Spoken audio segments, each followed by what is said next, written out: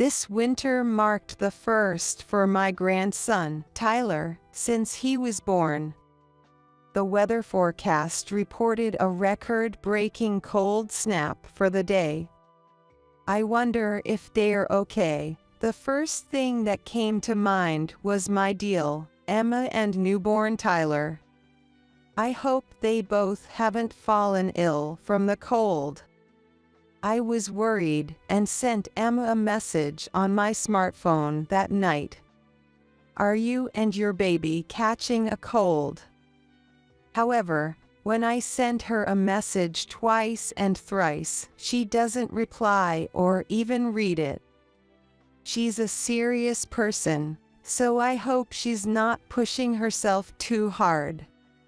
After waiting another hour, I tried calling just in case, but the result was the same.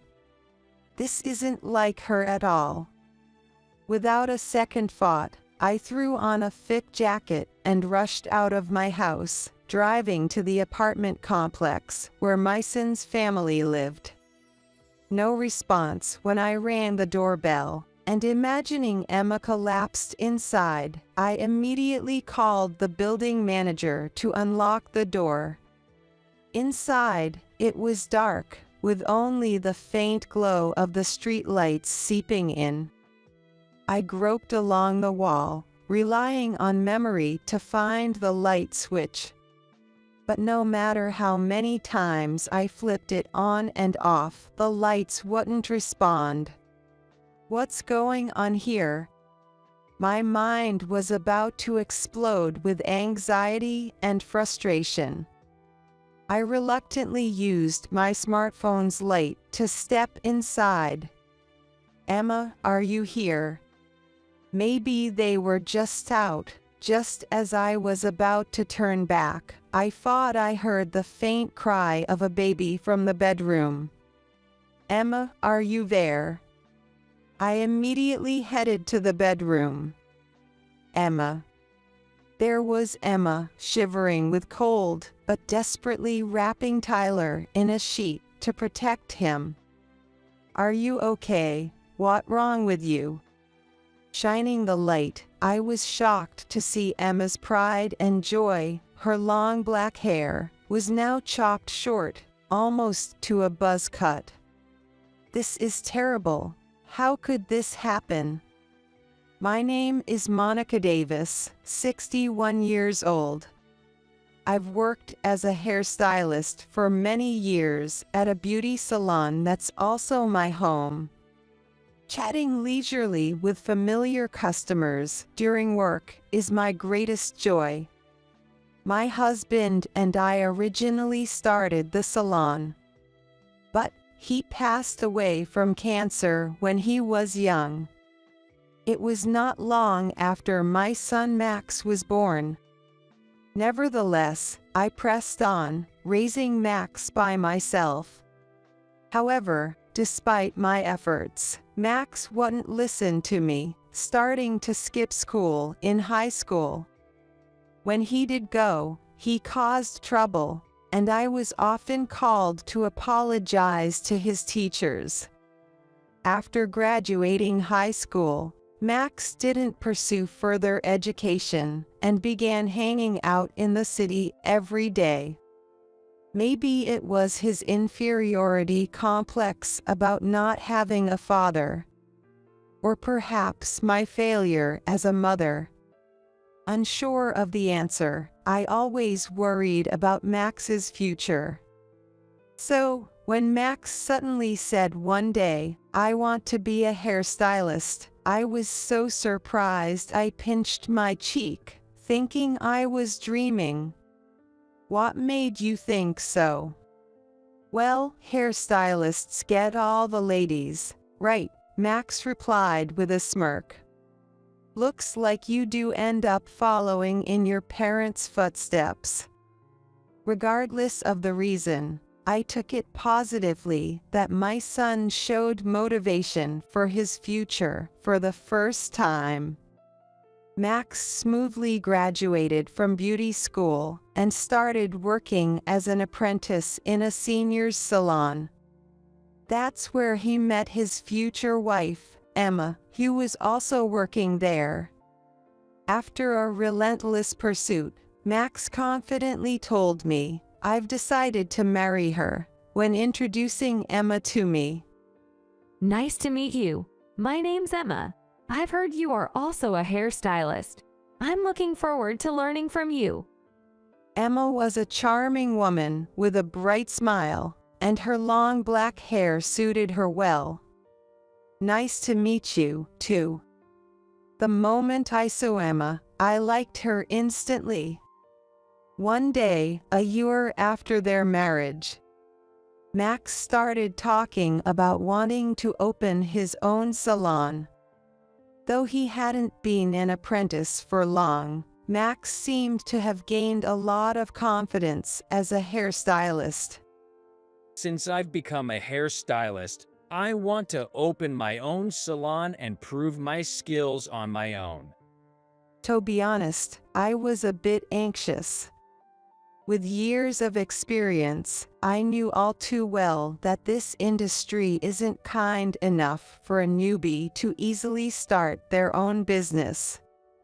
Yet, I couldn't ignore Max's earnest desire as he spoke of his dream with such serious eyes. "How much do you have for startup funds?" When I asked, Max gave me the deposit amount with a sigh and a slightly troubled expression. Despite the steady income from his apprenticeship, he was spending just as much as he earned. With this pattern, there was no way he could afford to start his own business. Max had squandered most of his earnings on leisure activities. Perhaps I should have advised him to give up then. But I just smiled and said, "Don't worry about the money," indulging my son's whim. Maybe it was my way of making up for the loneliness of growing up without a father. Truth be told, I had never touched the life insurance money left by my late husband. "It's for Max, after all. You would forgive me, right?" Gazing at the portrait of my late husband, I spoke to him in my heart. A regular customer of mine, who was knowledgeable in real estate, gave me advice. "That place would be perfect." It was a barber shop until half a year ago, but the owner had retired due to old age. The location wasn't bad, and she strongly recommended it for Max's new venture. When it came time for renovations, other regulars said, "Use my husband, he just lazes around at home on his days off, and my son's studying architecture in college and is home for the summer break. He can help out as part of his studies." Thanks to everyone's help, the renovation went smoothly, and we successfully got the approval of the beauty salon, and the opening of the shop was quick. I never thought I could start my own business so quickly. Remember to be grateful to everyone. You couldn't have done it alone. I know, Mom. I'm grateful to you. Then I gave Max a rest of my husband's inheritance. The purchase and renovation costs ended up being much cheaper than expected, so there was more than half of the inheritance left. This is a gift from your dad to you. Use it wisely for the business expenses and don't waste it. Yay, I know. I'm not a kid anymore. Max replied with a forced laugh. Don't worry, Monica. I'll keep a close eye on Max to make sure he doesn't spend it on anything strange, Emma said with a cheerful smile, making me laugh involuntarily. With Emma, a reliable person, helping out, I didn't need to worry about Max anymore. I optimistically decided to watch over their business from a distance. However, I soon realized my optimism was misplaced. Emma would sometimes visit my salon after work to update me, and each time, her expression grew darker. 3 months after Max's salon opened. Max is not putting his heart into his work, and it's becoming a problem. What, Max? Why? He was all excited at the beginning. With my skills, the salon will surely thrive, he said enthusiastically. But after a month, his smile vanished, and he started treating customers coldly. As this continued for 3 months, the salon's reputation worsened through word of mouth, and eventually, customers stopped coming. Hearing Emma's report, I was in disbelief. Max had expressed a desire to own his own shop. Despite his eagerness before the opening, what could have possibly happened in such a short period? It seems Max thought that being skilled as a hairstylist was enough and underestimated the importance of customer service. But running a shop is not that simple. Emma sighed as she said that. Indeed, as Emma pointed out, running a salon isn't as simple as being skilled as a hairstylist. In customer service, the way you treat your clients significantly impacts the business's success or failure. It seems like Max is missing that basic understanding. So, how is Max doing? He seems to be getting more frustrated because we're not getting customers, spending his days drinking. This way, he can't focus on his work, and we're only driving customers further away. For now, I handle the customers when they come in, but if the salon's reputation continues to drop, managing it will get even tougher. Emma looked like she was about to cry, and I felt the same way. Okay, I'll talk to him next time. Thank you. Emma deeply bowed her head, then brushed back her long black hair. Emma, your hair always mesmerizes me. I changed the subject to lighten the somber mood.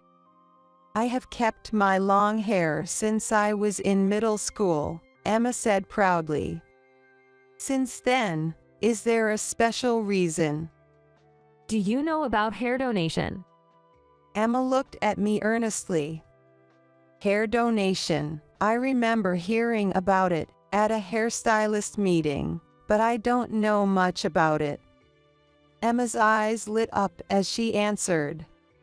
It's about making wigs with real hair for children who've lost theirs due to congenital conditions, illness, or accidents. I aim to grow my hair and donate to organizations involved in this activity. Isn't it wonderful to be able to help someone? I once read a magazine feature about an actress who was growing her hair for hair donation, thinking maybe I could do that too. Wow, Emma, you're so young and yet so admirable. I was overwhelmed by Emma's passion, which also deeply moved me. 6 months after marrying Max, Emma got pregnant. She has always been earnest, and she tends to overdo things if I'm not watching. Emma, this is the most crucial time. You mustn't overdo it. I repeatedly warned her, to the point of sounding like a broken record. Each time, Emma would lightly laugh and say, "Don't worry, I'll consult with the baby in my belly and make sure not to overexert myself." But to anyone looking, it didn't seem like she was resting at all. Ultimately, Emma kept working in the salon to support the household until she was nearly due, but Max's behavior had worsened more than ever before. What is he thinking? Every time I received an update from Emma, I felt my inadequacies as a mother. One day, after finishing work early, I went to check on my son and daughter-in-law's salon, just as Max was heading out. "Where are you going?" I am going out to drink. It's not like we're getting any customers today. Without any sign of panic, Max laughed off his situation as if it were a joke. The lack of customers had become the norm for Max, and he no longer showed any effort to improve the situation. "You're going to be a father soon."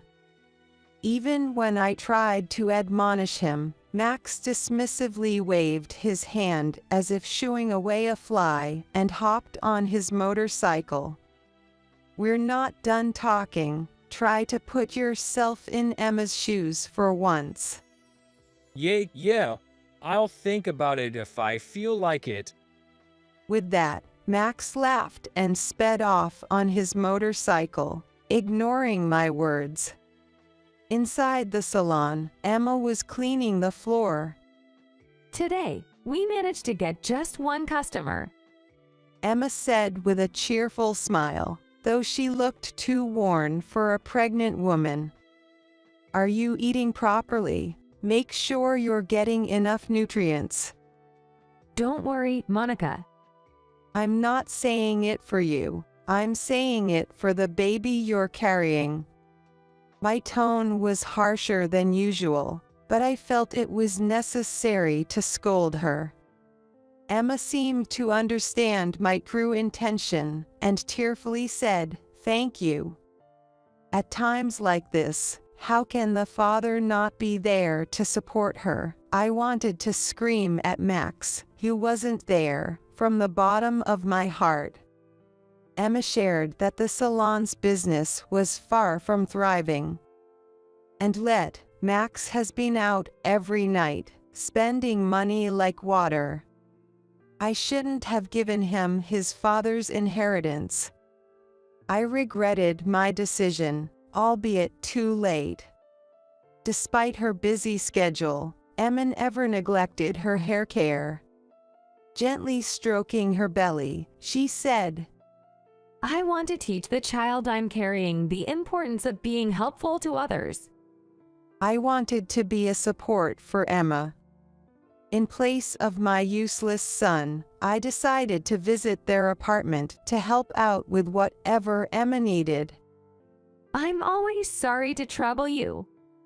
Don't worry about it. Just focus on the baby in your belly.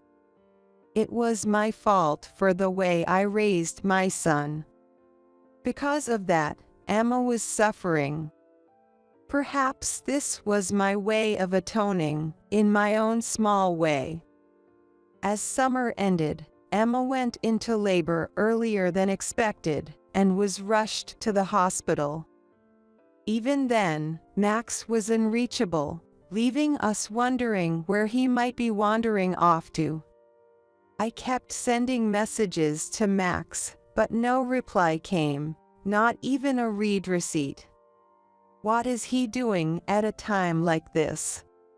Emma's parents had both passed away, leaving me as the only one who could be by her side.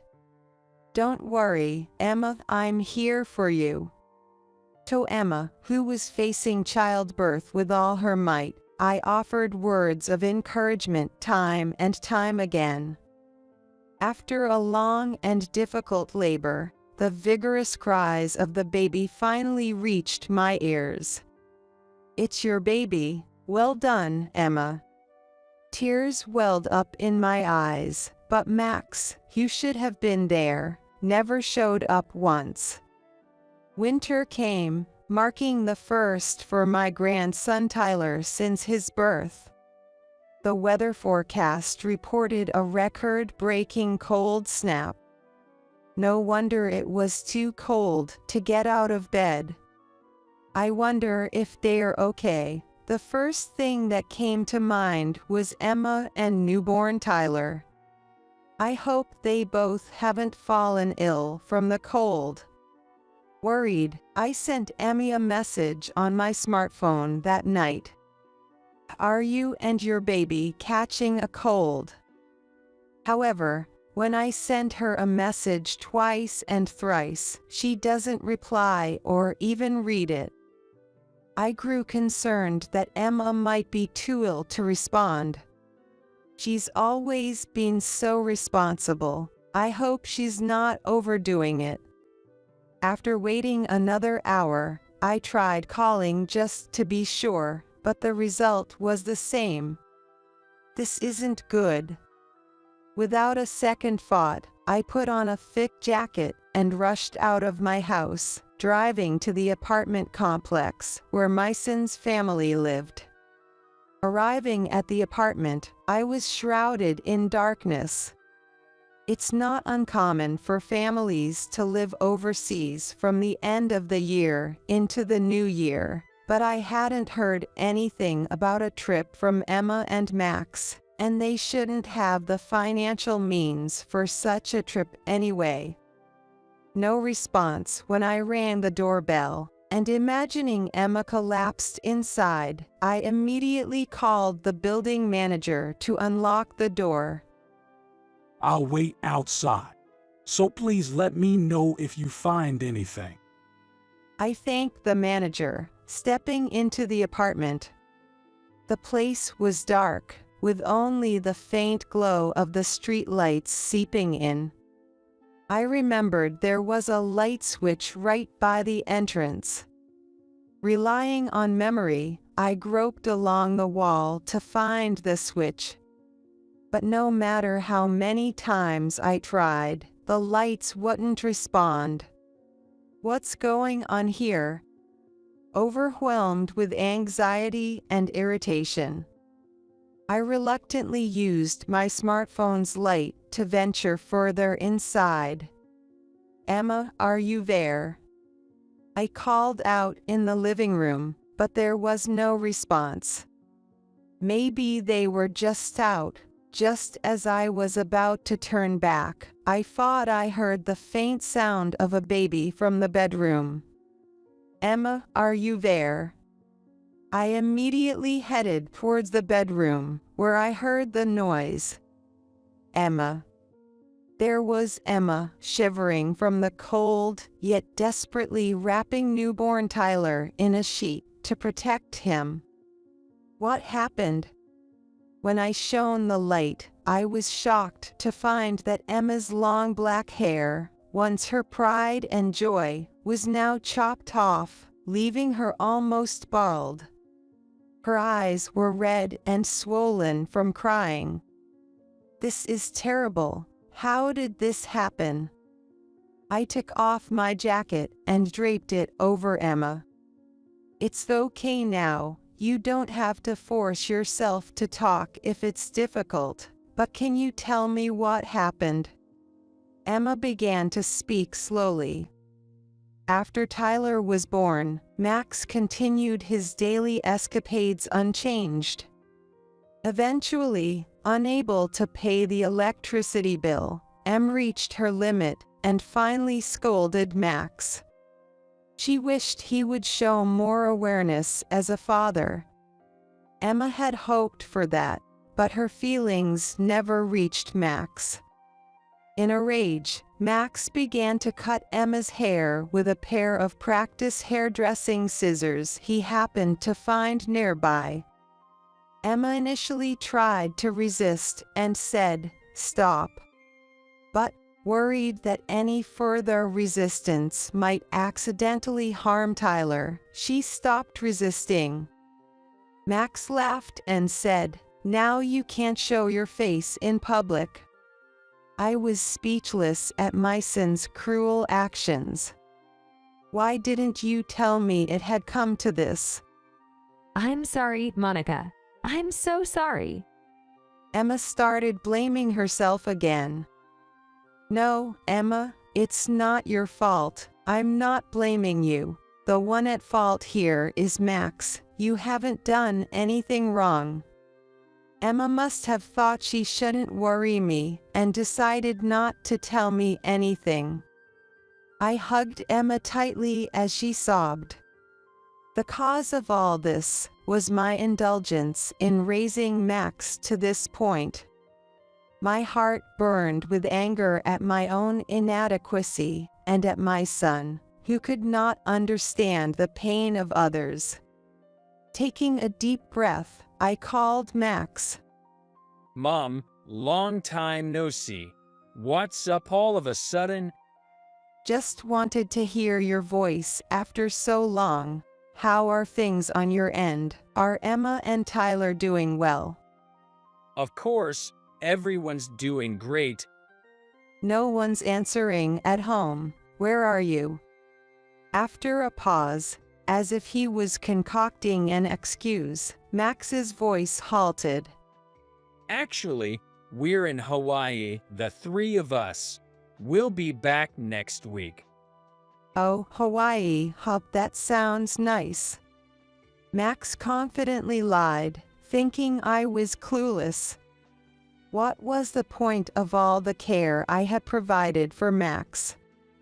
After losing my husband at a young age, I worked tirelessly as a hairstylist. All to make Max a respectable person. When Max wanted to become independent as a hairstylist, I didn't hesitate to fulfill his wish. Yet, Max squandered the inheritance left by his father on his pleasures, completely disregarding my feelings. Moreover, to treat his own wife and child with such cruelty was something I could never forgive. My hope for Max turned into disappointment. What do you want for a souvenir? Look forward to it. Anything's fine. So you're coming back next week? Yes, safely, then. Hey, Mom, you sound concerned. Is something wrong, Mom? Max seemed to be saying something more, but I hung up without bothering to listen. After thanking the apartment manager who was waiting outside, I decided to take Emma and Tyler back to my house. Then I made calls to every place I could think of. A week passed, and Max called my smartphone. He was in a good mood, saying he had just landed at the airport. I'm back. I even bought souvenirs for you, Mom. Max was trying to play the affectionate son now, but my heart wasn't fooled anymore. That's nice, I replied in a flat tone, but Max seemed not to notice anything was off. About an hour later, a taxi stopped in front of the apartment complex. Max, with distinct tan lines from sunglasses around his eyes, indicating a fun trip to Hawaii, began unloading a pile of luggage from the trunk. He took out his keys and headed towards what he thought was his home, expecting the door to open easily. He must have thought the door would open immediately once he inserted and turned the key. However, the key wouldn't fit into the lock, no matter how many times he tried. What the hell is this? What's going on? Max exclaimed in frustration. I approached him from behind and asked with a smile, "Was your trip to Hawaii enjoyable?" Though my heart was boiling with anger. Mom, you're here. Max seemed relieved to see me, misunderstanding my presence. Listen, Mom, I just got back and tried to get into the house, but the key won't fit. It must be some kind of prank by Emma because I went on a trip alone. She's probably mad at me. He wanted to play the victim, blaming everything on Emma. Leaving Emma, who just gave birth, and newborn Tyler behind. What were you doing? I've told you 100 times. I was with my family in Hawaii. Didn't you just say you went on the trip alone? I pointed out his contradiction, leaving Max speechless. How could you lie about going to Hawaii with your family? Emma was left without electricity, shivering in the cold, holding Tyler close to protect him. And to think you cut off Emma's long hair she cherished so much. Doesn't it hurt you as a human being? I admit that was wrong, but right now, I want to get inside. It's freezing here. Max showed no remorse, rubbing his arms exaggeratedly. The cold Emma and Tyler experienced wasn't anything like this. Plus, you no longer have a home here. I've already canceled the apartment lease. It's time you find your own place to live. Cancelled. Why would you do something like that? Max panicked, but the apartment lease was in my name. I decided to take Max to a nearby cafe to talk things over, as we couldn't keep standing outside. Max sipped his coffee silently, probably unable to taste anything. With a pale expression, Max's gaze shifted back and forth between my face and the coffee. Struggling with money to the point you couldn't even pay the electricity bill, and yet you went to Hawaii. That was. Max frowned, eventually starting to explain his selfish reasoning. Right after opening his shop, Max wanted to impress his friends and female clients he picked up at the store, so he spent his late husband's inheritance on leisure activities. Max knew that such spending would quickly deplete even a large inheritance. However, having acquired a taste for the power of money, Max continued to buy gifts for his friends and take them on trips, even going into debt after exhausting the inheritance. Quite generous for a failing business. No worries, I'm a professional hairstylist. If I put in the effort, clients will come flooding in, and I'll be able to support my family. Max confidently replied, but where his confidence came from was a mystery to me. As for your salon, it's already been sold. I sold all the equipment too. It's too late to try to get it back now. I shattered his baseless confidence. That's a lie. Why would you do something like that? Max slammed the table, his face turning red. Oh, you cared about the salon. I thought you had abandoned it since you left everything to Emma. Besides, I bought that building and land in my name. You have no right to complain now. But I was gathering clients. I had a plan. Max had the look of a child about to cry, one who couldn't get the toy he wanted. If you're so confident in your skills, you'll be able to start over from zero quickly. After coldly turning my back on my son, I left the coffee shop, leaving behind only the money for the coffee on the table. A month passed. Both Emma and I had been avoiding any contact with Max, but unpleasant rumors inevitably reached a parent's ears. After being rejected by me, Max apparently turned to his friends, desperately asking for money. However, those who had gathered around Max were initially attracted by his wealth. Predictably, none of them were willing to help now that Max had lost his financial power. Furthermore, he got reported to the police for stalking the female clients he picked up in his salon. Although he got off with a stern warning from the police, Max, having realized his lack of genuine connections, completely vanished from our lives. By now, he's likely living alone, haunted by the harsh demands of creditors. All of this was the result of seeds Max had sown himself. My anger towards Max wasn't just about his reckless spending. Even more unforgivable was how he neglected Emma and Tyler, pushing them into a life of hardship. And then there was the fact that Max had selfishly chopped off the long hair that Emma had been growing and cherishing for years. That foolish act might have robbed unknown children, who had been eagerly awaiting Emma's hair, of a brighter future. As a hairstylist myself, Max's actions are inexcusable. It will take a long time for Max to truly understand the pain Emma endured. Emma herself wouldn't speak of her heartache, but it's clear she's not unscathed. She likely keeps her feelings to herself to avoid worrying me.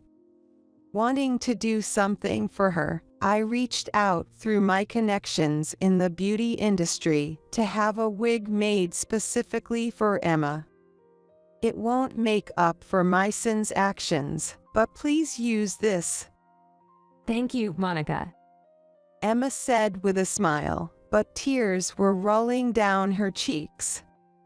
Using my back pain as an excuse, I asked Emma to help out in my salon.